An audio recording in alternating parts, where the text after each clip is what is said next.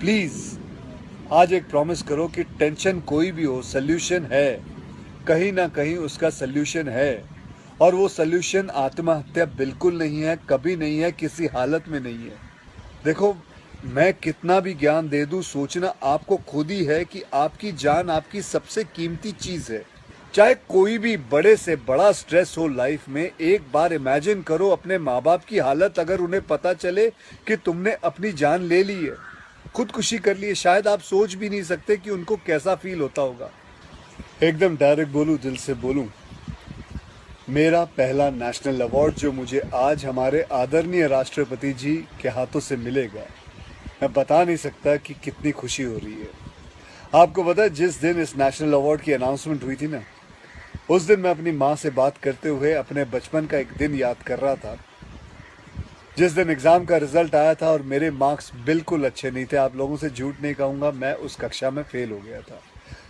Report card लाते हुए मैं ये सोच रहा था कि आज घर में बड़ी कुटाई होने वाली है यार। उस दिन मेरे पिताजी ने मुझे सामने बिठाया और बड़ी शांति से कहा, देखो बेटा, तुम करना क्या चाहते हो, ये बताओ मुझे, बताओ करना क्या चाहते हो। मैंने कहा, पापा मैं स्पोर्ट्स में मन लगता है मेरा, मैं खेल कूद करना चाहता हूँ, खिलाड़ी बनना चाहता हूँ। उन्होंने कहा, ठीक है, फिर उसमें ध्यान दो, हम सपोर्ट करेंगे, साथ में थोड़ी पढ़ाई भी करो।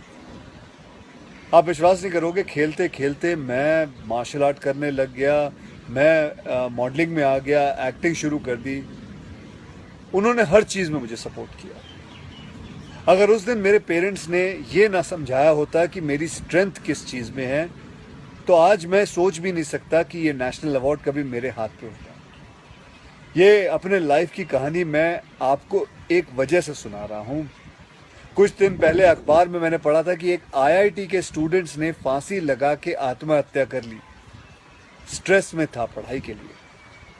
उससे कुछ दिन पहले मुंबई में एक मैनेजमेंट स्टूडेंट ने एक 5 स्टार होटल के रूम से छलांग लगाकर अपनी जान दे दी, एग्जाम में फेल हो गया था। मैं कहीं ये भी पढ़ रहा था कि करीब 8 लाख लोग हर साल वर्ल्ड में अपनी जान खुद ले लेते हैं और उसमें तकरीबन 1.5 लाख लोग सिर्फ हिंदुस्तान से होते हैं। और यंग लोगों में आत्महत्या के सबसे बड़े कारण जो होती है वो होती है पढ़ाई या फिर रिलेशनशिप का स्ट्रेस। क्यों? तुम्हारी जान एक एग्जाम के मार्कशीट से सस्ती हो गई है?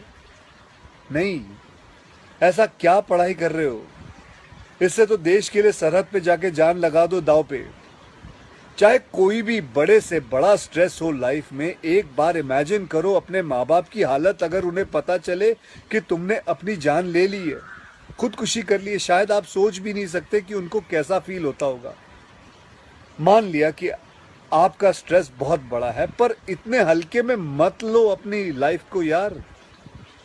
आपको पैदा करने वालों को जिंदगी का सबसे बड़ा दुख दे के मत जाओ।